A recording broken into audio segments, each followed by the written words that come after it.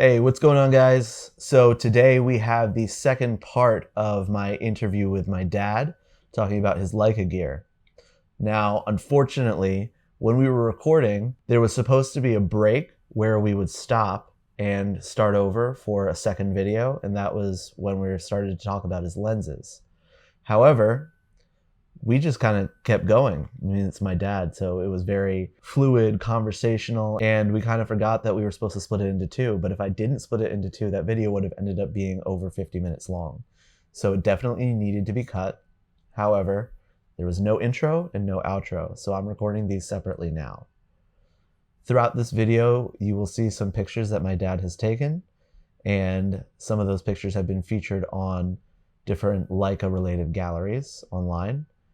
And he's an excellent photographer, and I was so glad to have him on. So, roll intro.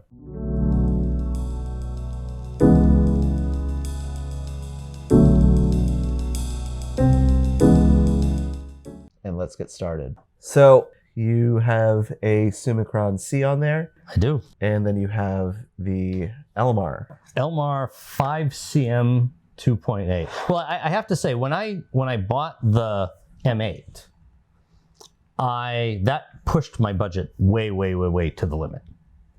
You might even say over, but at least it pushed it to the limit. Okay.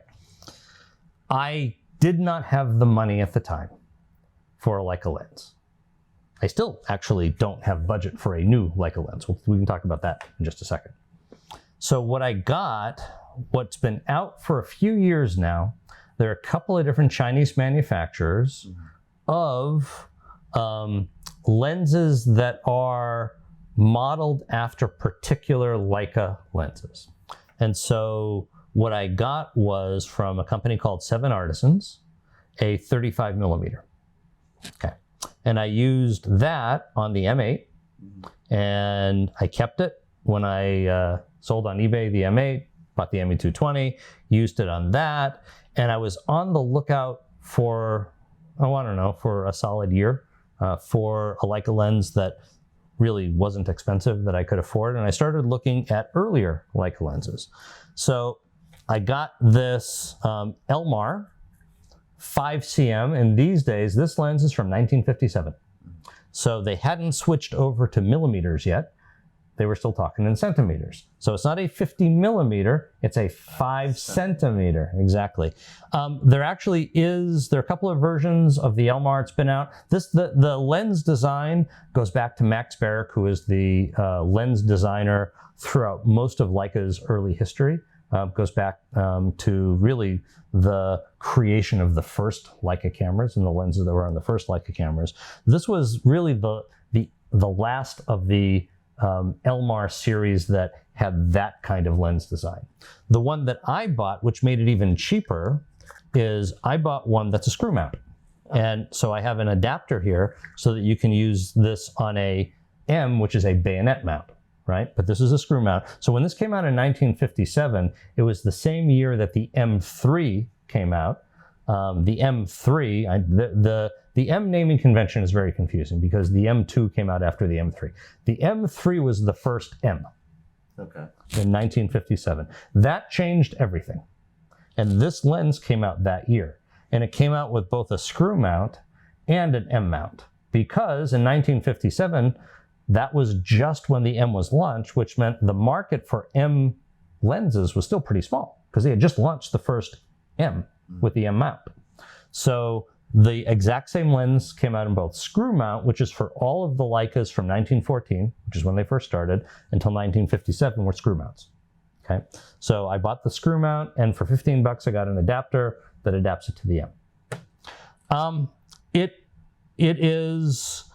very interesting to hold. Here, hold that from the bottom. It is, so how does that feel? Bottom heavy. It's heavy. It is solid brass. This is chromed brass.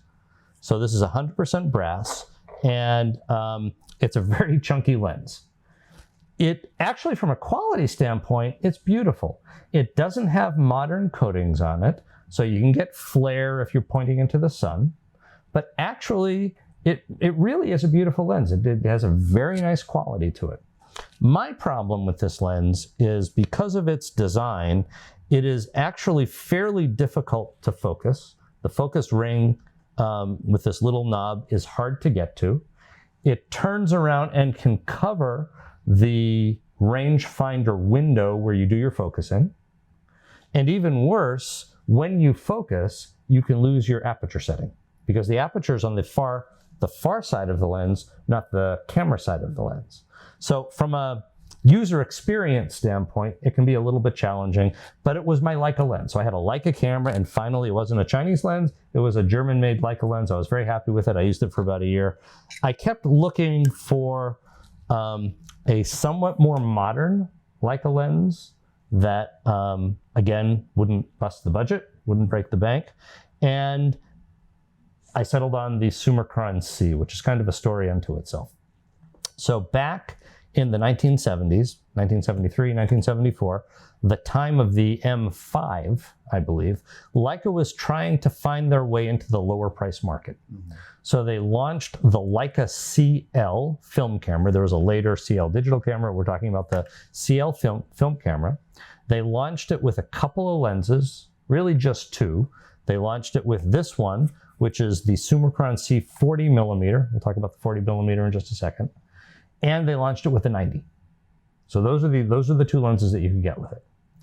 And so on the used market on eBay, you can buy these fairly easily, right? And it's a beautiful little lens. Now, first of all, you got to see it from the profile. This is a seriously tiny lens. It's maybe an inch. Half inch. I don't even think it's an inch and a half. Yeah. I mean, maybe just a touch more than an inch, but I don't think it's an inch and a half. From a usability standpoint, it's so easy to focus. Very, very smooth focusing. More modern. This is from 1973, but comparing it to 1957, it's more modern. Mm-hmm. More modern multi-coatings, more modern mechanics. It really does feel good. The thing about it is that it's 40 millimeters. The problem with 40 millimeters on anything but the CL has to do with the frame lines. So when you look in the viewfinder of an M, you see a set of frame lines. I talked before about the frame line selector switch, right? So depending upon which lens you're using, different frame lines will come up so you can see what will be in frame in the picture that you take. 35, 50, 90, right? Mm-hmm. There is no 40 millimeter frame line. So you got to use a little bit of guesswork when you're using the Sugarman C, so to know what's in frame and what's out of frame. It took all of a couple of hours of just shooting and looking and shooting and looking and getting used to it. So now I can eyeball it and I know what's going to be in frame. And this is between a half and a third of the price of the next cheapest older used Leica lens. And it's just a great deal and I enjoy using it. So you said we'd come back to 40 millimeters. Yes. Tell me a little bit about what 40 millimeters is for photography. Well, it's interesting because from a Leica perspective, it was only the Leica CL. There were no 40 millimeter lenses or frame lines before that. There are no 40 millimeter lenses or frame lines after that. It was only the Leica CL. But this wasn't a funny venture for Leica. Leica was trying to reach into, interestingly, this market. Because this camera goes back to between 1975 and 1979. Versions of it actually go back to the early 70s. Another company at the time that has cameras that look just like this one is Yashica. Mm-hmm. And this one, you can't quite see it in the camera, but this is a 40 millimeter lens on this, right?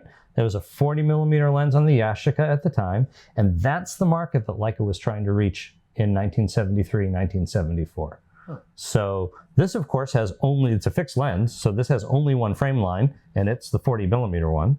The CL wasn't an M, but it used the M technology, which was all about being a rangefinder and having multiple frame lines. So you had the 40 millimeter frame line and the 90 millimeter frame line. So you could have a couple of different lenses on there. But it's just very interesting from an historical perspective for me that my very first camera was a 40 millimeter rangefinder, and my current camera is a rangefinder with a 40 millimeter lens on it. So beginning and ending of a story. Interesting. Yeah, well, I say ending. At some point, the M10 is going to come down in price enough that maybe I can trade this up. We'll see.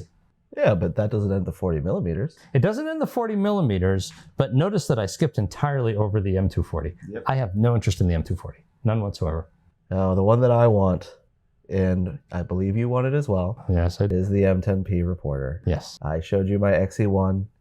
I painted it to try to make it look like a reporter. It's not quite there. Not quite there. No, but I definitely want to get my hands on an M10P reporter. I just want to get my hands on it. That's not going to come down in price any lifetime soon, because that's a couple of $1,000s more than even the M. That'll go up. Huh? That'll go up. No, then even the M10 and the M10P, Yeah. it's more than that, and it isn't. You're right. It's not going down. It's going to go up. Yeah. Yeah. But the basic M10, I mean, as much as I would like the P, the basic M10, I think will actually come down in price because you've got the M10P, the M10R, the M11. It came out in 2016, 2017, so we're like 5, 6, 7 years away from that. It's got to come down a bit. So I'm patient. I'll wait. I'll keep on looking. And again, I take care of these, so I'm going to get at least what I paid for this, if not more. And interesting Easter egg, the Yashica that you mentioned, that is actually the camera that Peter Parker uses in the Amazing Spider-Man movies. It is, and it's interesting because around the time that movie came out, at first people thought it was the QL17 because the QL17 and the equivalent Yashica look very much the same. And so someone had to really blow up the camera that he was holding, and they said, no, it's not the Canadet, it's the Yashica. All right, that covers most of what I wanted to talk to you about today. I just have one last question. We've had all this Leica talk. Yeah. That's an L on your shirt, but that doesn't say Leica. No, it doesn't. So LHSA is the Leica Historical Society of America. It's the International Leica Society. It is a wonderful organization if you're into Leica. They have a fantastic magazine called Viewfinder. You get all sorts of benefits on the website, archives of the magazine, archives of old manuals. You can get the manuals for all the Leicas back over the years in English and in German. One of the very interesting benefits, which I haven't had to use yet, you get a pretty solid discount on Leica repairs with Leica USA. You get discounts on the Leica Academy workshops. So they have an annual conference, which is a really cool place. They go different places around the country. Actually, a couple of years ago, pre-COVID, they went to Wetzlar, Germany, where Leica is. They had a fantastic tour of Leica. That is a pilgrimage you need to make one day, seriously. So yeah, it's just a wonderful organization. And when I saw that they came out with a Nike version of a LHSA shirt, I kind of jumped at it. And you've had a few photos featured on their website, right?